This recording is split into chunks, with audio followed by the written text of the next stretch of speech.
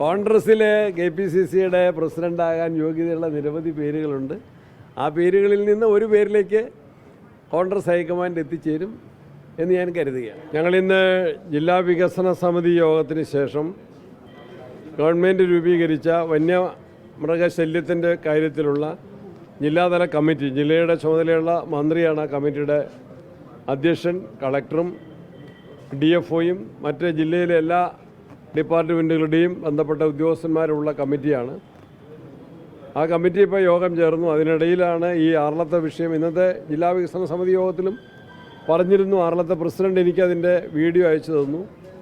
ആന RRTയുടെ വാഹനം തന്നെ മറിച്ചിട്ടു, റോഡിലുണ്ട് പകൽ സമയത്തെന്ന് പറഞ്ഞു. ആർളത്ത് പ്രശ്നം ഗുരുതരമാണ്. മതിലിൻ്റെ പണി വേഗത്തിൽ പൂർത്തീകരിക്കാൻ കഴിഞ്ഞ ദിവസം മന്ത്രി തന്നെ, പുതിയ വനംവകുപ്പ് മന്ത്രി തന്നെ തിരുവനന്തപുരത്ത് ഒരു യോഗം വിളിച്ചുകൂട്ടി നിർദ്ദേശങ്ങൾ നൽകിയിരുന്നു. ഇന്നത്തെ യോഗത്തിലും ചർച്ച ചെയ്തു.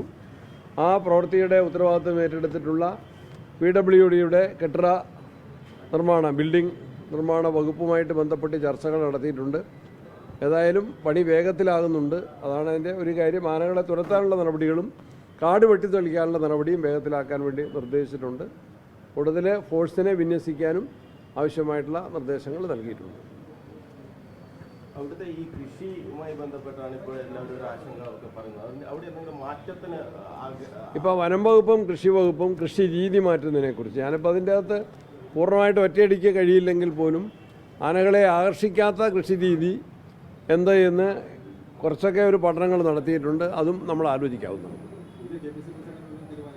അതൊക്കെ ഹൈക്കമാൻഡാണ് തീരുമാനിക്കേണ്ടത്.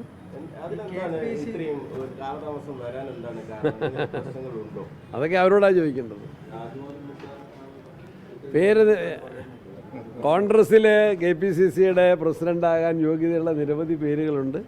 ആ പേരുകളിൽ നിന്ന് ഒരു പേരിലേക്ക് കോൺഗ്രസ് ഹൈക്കമാൻഡ് എത്തിച്ചേരും എന്ന് ഞാൻ കരുതുകയാണ്. കഴിഞ്ഞ ഒരു മാസമായിട്ട് KPCC നാഥനില്ലാത്ത മാതിരിയായി എന്നുള്ള ഒരു പലയിടങ്ങളിലും അത്തരം സംസാരങ്ങൾ നടക്കുന്നു. നിങ്ങളാണ് കൂടുതലായിട്ട് ആ സംസാരം ഉണ്ടാക്കുന്നത്. ഞാൻ ഇന്നലെയും KPCC ഓഫീസിൽ പോയിട്ടാണ് വരുന്നത്.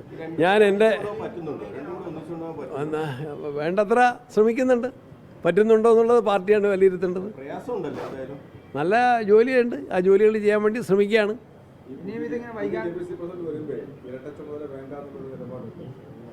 അതൊക്കെ ഹൈക്കമാൻഡാണ് തീരുമാനിക്കേണ്ടത്. ഇരട്ട ചുമതല എന്താണെന്ന് നിങ്ങൾ ഡിഫൈൻ ചെയ്യണം.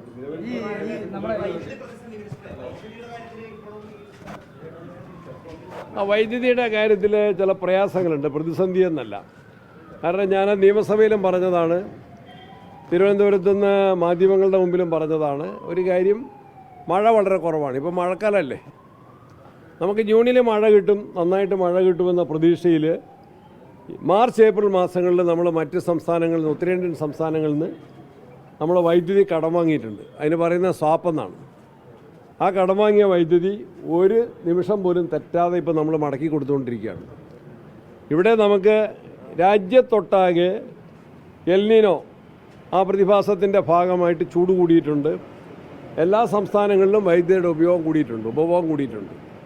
കേരളത്തിൽ നമുക്കറിയാം, നല്ല മഴക്കാലമാകേണ്ട സമയത്ത് വൈദ്യുതി ഉപഭോഗം കൂടുന്ന രൂപത്തിൽ മഴയില്ലാത്തതുകൊണ്ട് ചൂട് കൂടുകയാണ്. അതുകൊണ്ട് ഉപയോഗം കൂടുന്നു, അതുപോലെ തന്നെ ഉൽപ്പാദനം കുറയുന്നു. അതാണ് വിഷയം. കഴിഞ്ഞ വർഷം ജൂണിൽ, ഇന്ന് 27-ാം തീയതി ആണെങ്കിൽ, ഈ അടുത്ത ദിവസങ്ങളിൽ കേരളത്തിലെ ജലസംഭരണികളിൽ അന്ന് 47% ജലമുണ്ടായിരുന്നു. നമ്മളുടെ ജലനിരപ്പ് അതായിരുന്നെങ്കിൽ ഇപ്രാവശ്യം അത് 21 താഴുകയത്. പകുതി പോലും വെള്ളം ജലസംഭരണികളിലില്ല. ജലവൈദ്യുത പദ്ധതികളുടെ ജലസംഭരണിയിൽ വെള്ളമില്ല. പിന്നെ നമ്മൾ ഉൽപ്പാദിപ്പിക്കുന്ന പകൽ സമയത്താണ് നമ്മൾ സോളാർ ഉൽപ്പാദിപ്പിക്കുന്നത്.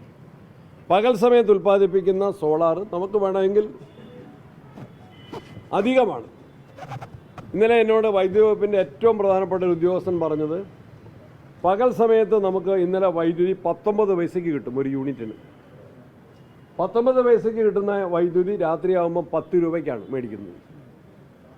പകൽ സമയത്ത് 19 രൂപയ്ക്ക് കിട്ടുന്ന ഒരു യൂണിറ്റ് വൈദ്യുതി രാത്രിയാകുമ്പോൾ അതിൻ്റെ വില 10 രൂപയാണ്.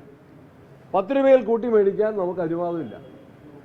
അപ്പോൾ എല്ലാ സംസ്ഥാനങ്ങളും മത്സരിച്ച് വാങ്ങുകയാണ്. ചില സംസ്ഥാനങ്ങൾ അതൊരു കാര്യം കൂടെ ഉണ്ട്, അതും കൂടെ വിശദീകരിക്കാം.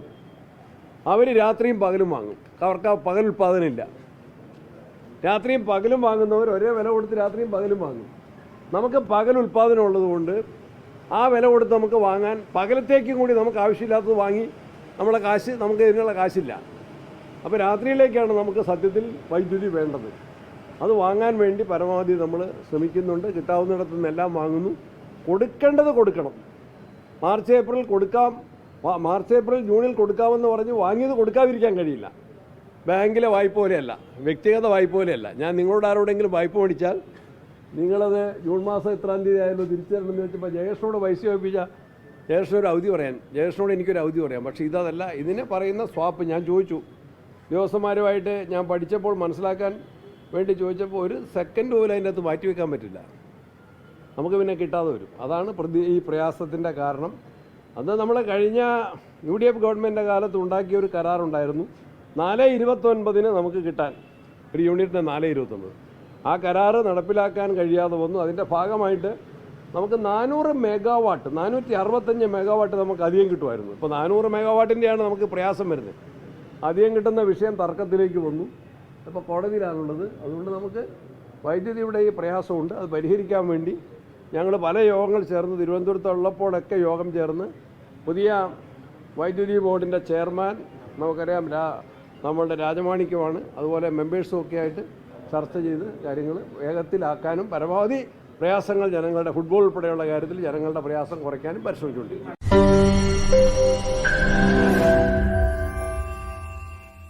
ലോകത്തെവിടെയായാലും ഏത് സമയത്തും 24 വാർത്തകളും ഓഗ്മെന്റഡ് റിയാലിറ്റി പാക്കേജുകളും എക്സ്പ്ലെയിനറുകളും വിശദമായി കാണാൻ ഞങ്ങളുടെ യൂട്യൂബ് ചാനൽ നിങ്ങൾക്ക് സബ്സ്ക്രൈബ് ചെയ്യാം.